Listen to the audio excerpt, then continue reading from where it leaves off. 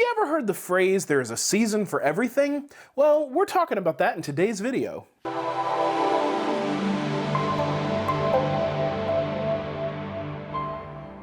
Hey guys, and welcome back to God's Word Made Simple by Simple Servant Ministries. My name is Aaron Hawk, and if this is your first time visiting with us, I just want to say welcome and thank you for joining us today. God's Word Made Simple is an online discipleship ministry dedicated to taking God's Word and making it simple. We want to help you understand God's Word, apply it to your life, and grow in your relationship with the Lord. Also, if you appreciate this ministry and content, at some point make sure and hit that subscribe button, turn that bell notification to all so you don't miss any future videos. We would love to have you as part of our family. Okay guys, welcome back. So today's video, like last week's video, hey, check out last week's video. Also, before we get too far, check out the video from 2 weeks ago, subscriber Q&A. After this video, go watch that one and let me know what you want me to do future videos on. I would love your feedback on what would be most beneficial to you. All right, that said, today's video is just a simple meditation. It's not a deep Bible study. In fact, I'm really just going to throw out a single scripture and talk about it for a split second, and then take that idea and just share some of my thoughts with you. So this is not a Bible lesson. This is a personal meditation, and it's important that I make that distinction because I think a lot of times people take a scripture verse, screaming out of context half the time, and then they equate whatever comes to mind to be the meaning of the scripture. It's not what I'm doing here. This scripture is a common one, and my mind is coming up with these thoughts, and I just want to share my meditation with you. So, with that said, the scripture is Ecclesiastes 3:1, and I'm going to share from the King James just because this is the one that I have memorized. You guys probably know by now. Check out my video, what version of the Bible should I use, or something to that effect was the title. We've got over 600 videos now, so it's getting hard to remember what the titles were and which videos I did versus comments that I made, because y'all know my brain works like a bunch of squirrels. But anyway, my childhood memorization is primarily King James. I usually use the NASB, New American Standard Bible. So anyway, but for this one, since this is my meditation, I'm just going back to the way I originally memorized it. To everything there is a season, and a time to every purpose under heaven. To everything there is a season, and a time to every purpose under heaven. And so in the book of Ecclesiastes, he talks a lot about seasons of life. The main point of Ecclesiastes is if there's no God, then there's no purpose to life, and that's pretty depressing. So that's not a good thing, which, by the way, this generation that is coming up, Gen Z, is really wrestling with that because for the last several generations, they've been taught there's no meaning to life, or they've been taught there's no absolutes, therefore there's no purpose to life. So anyway, different video, different day. And by the way, if you're over a certain age or you just like older music, and I know for some of you the fact that I'm calling it older music is going to hurt, but it's been called oldies for a while now, and that might hurt too. But I believe it was the Beatles did a song. It's actually the Byrds, and the song is Turn, Turn, Turn. Now, if you're over a certain age or you like older music, as I prefaced earlier, then you'll know this song. I can't even read Ecclesiastes 3:1 without hearing this song in my head, and it's not necessarily a bad thing. Most of that song actually is just kind of taking this passage and running with it. I'm not saying it's a biblical song, but the words for that part are biblical. By the way, check out my series, Phrases That Are Not in Scripture, and so on, for other examples of things that people think are Scripture and are not. But anyway, back to the meditation for today.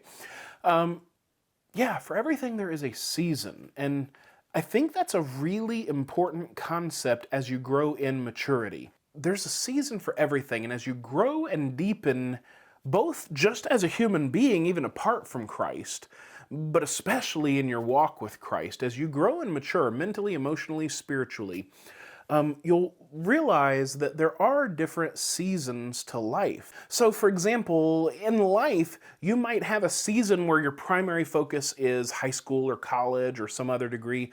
You might have a primary season where your focus is on raising children, or a primary season where your focus is on getting in shape or something like that.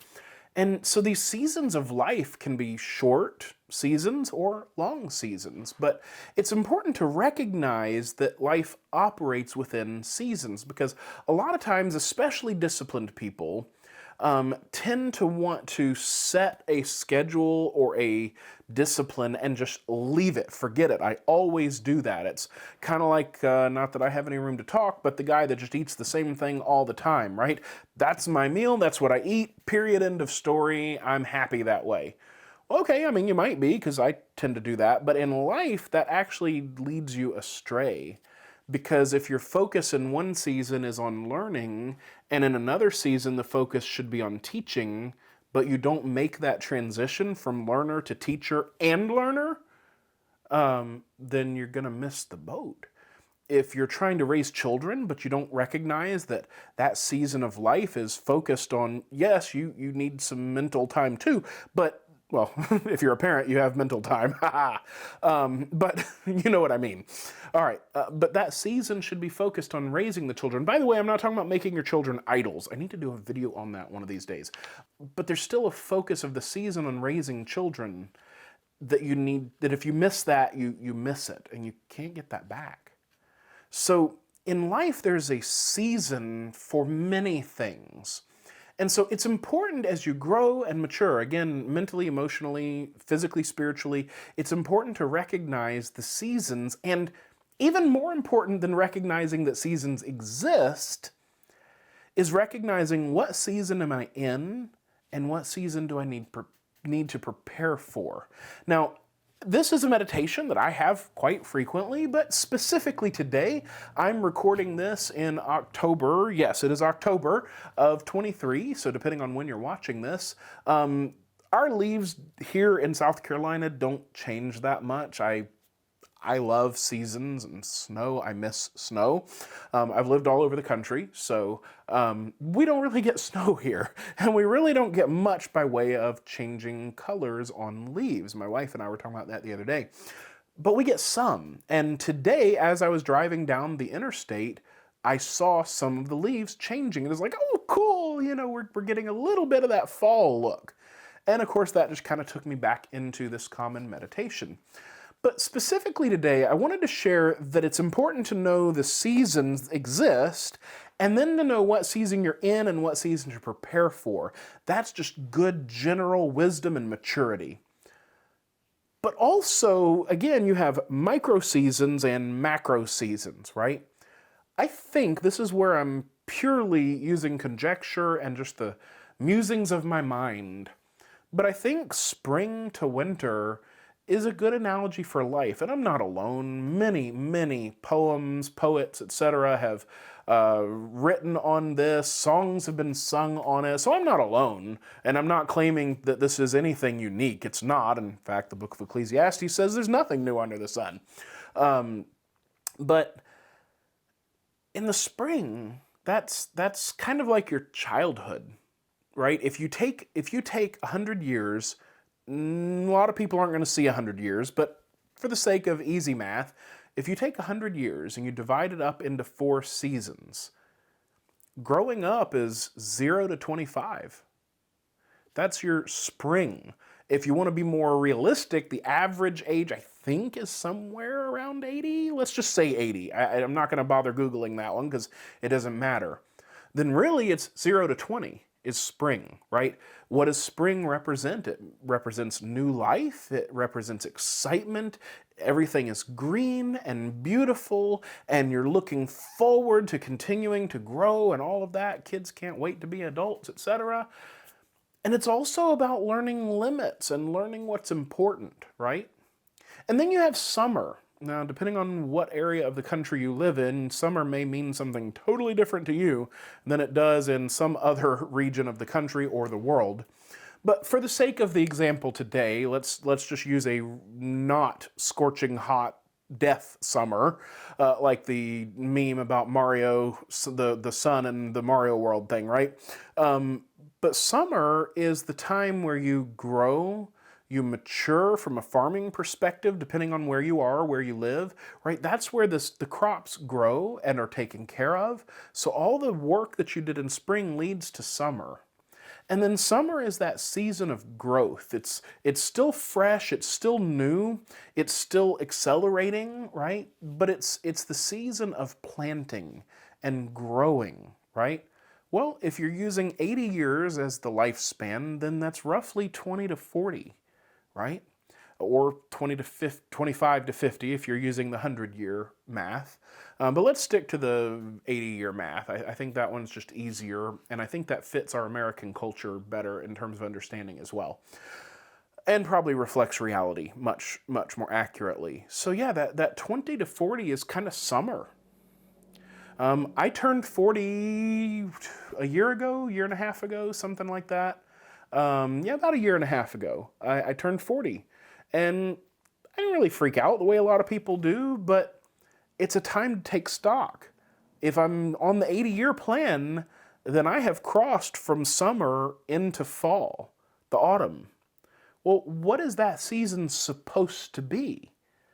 Well, fall should be a time of celebrating, of beginning to reap the rewards of your spring and your summer, as well as the time of harvest, so literally reaping the rewards. So it's the time of harvest, it's a time of celebration, it's a time where you grow deeper, you grow more, but not in the same way and not maybe at the same rate, right? When you're a child, you grow exponentially. I mean, it's not unusual from, in that spring of life, 0 to 20, it's not unusual in different micro seasons for a child to grow. At the studio that I was, a martial arts studio the other week, one of the parents commented, yeah, I think he's grown about a foot this year. That's not uncommon in certain seasons of life. Well, in autumn, you're growing out more than up. You're not growing up anymore. In fact, some people start growing down, right, as they age.